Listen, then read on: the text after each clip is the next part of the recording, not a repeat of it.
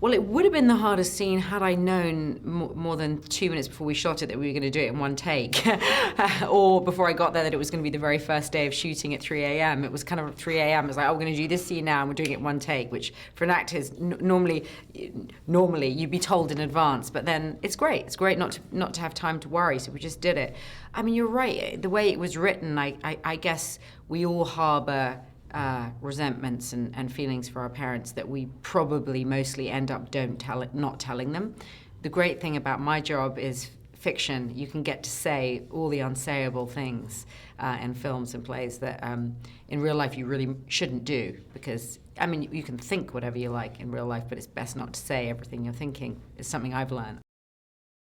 Yeah, well, Paolo, we were all brought together by our great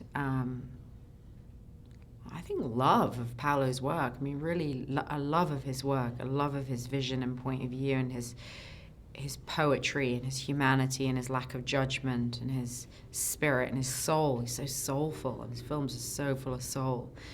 And they examine really the big questions about why we're here and what's the point of life, in such a poetic, rich, funny, delicious way. So yeah, I mean, to work with Jane Fonda and Harvey Keitel and Sir Michael Caine is, yeah, they're legends. I was working with legends who were playing legends, and I think Paolo was getting them to play with their own iconography in a way within the film. I mean, youth is something that comes and then it goes, and some people will maybe try and hold on to it for too long. I mean, my character in the film tries to hold on to it through too long, not through plastic surgery, but through her spirit.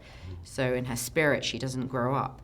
She stays her daddy's little girl, and she needs to move on. She's held on to her youth for too long. I mean, this movie really isn't about the vanity and the physicality of aging. It's not really about that kind of youth. I think it's about the spirit of youth in our hearts and our souls. It's about what youth really is, because youth it comes and it goes.